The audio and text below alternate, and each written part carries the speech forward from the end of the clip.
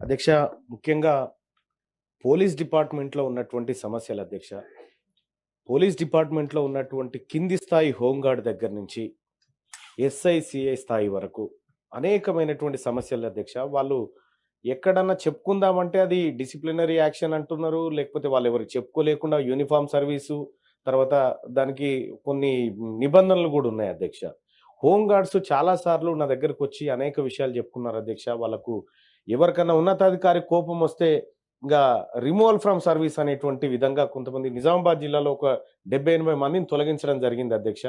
So, గతంలో జరిగినటువంటి పొరపాటు లేకుండా వాళ్ళ ఉద్యోగ భద్రత విషయంలో గానీ, లేకపోతే వాళ్ళకు చెల్లించాల్సినటువంటి వేతనాల విషయంలో గానీ, రాష్ట్ర ప్రభుత్వం కాంగ్రెస్ పార్టీ ప్రభుత్వం మేనిఫెస్టోలో చెప్పింది. ఆ మాట కట్టుబడుతూ ముందుకు పోతదన్న నమ్మకం ఉంది సార్.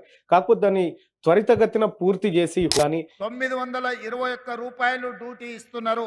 వాటిని రూ. 1000కు పెంచడం ద్వారా వాళ్ళ యొక్క హానరోరియం రూ. 1000 కి ఈ రోజు పెంచడం జరిగింది. ఇదే కాదు, హోంగార్డ్ వాళ్ళ వీక్లీ పరేడ్ అలవెన్స్ రూ. 100 ఉన్నది, ఇప్పుడు రూ. 200కి వీక్లీ పరేడ్ అలవెన్స్ను కూడా ఈరోజు మనం పెంచడం జరుగుతుంది.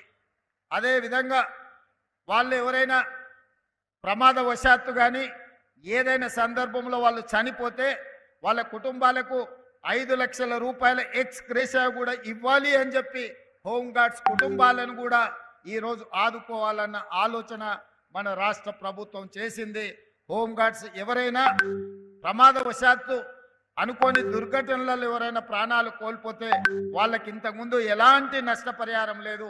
అందుకే 5 లక్షల రూపాయలు వాళ్ళకి ఇవ్వాలి అని ఈరోజు రాష్ట్ర ప్రభుత్వం నిర్ణయం తీసుకున్నది. అదేవిధంగా వైద్యానికి సంబంధించి కూడా వాళ్ళ బాధలు ఉన్నాయి. వాళ్ళ కనీసం ఎలాంటి వైద్య సౌకర్యం లేదు. ప్రభుత్వ ఉద్యోగస్తుల కోసం ఈ హెల్త్ కార్డు ఇవ్వడానికి ఒక విధి విధానం తీసుకొస్తున్నాం. వాళ్ళతో పాటు హోంగార్డ్స్ కూడా ఇస్తాం. రాజీవ్ ఆరోగ్యశ్రీ లాంటి మెరుగైన వైద్య సహాయాన్ని హోంగార్డ్స్కు అందించడానికి రాష్ట్ర ప్రభుత్వం ఆలోచన చేస్తున్నది. తొందరలోనే వీటన్నిటిని పరిష్కరించి జనవరి 1 నుండి వీటన్నిటిని అమలు చేసి హోంగార్డ్స్ను కూడా ఆదుకోవాలి అని చెప్పి ఈరోజు మన రాష్ట్ర ప్రభుత్వం నిర్ణయం తీసుకున్నది.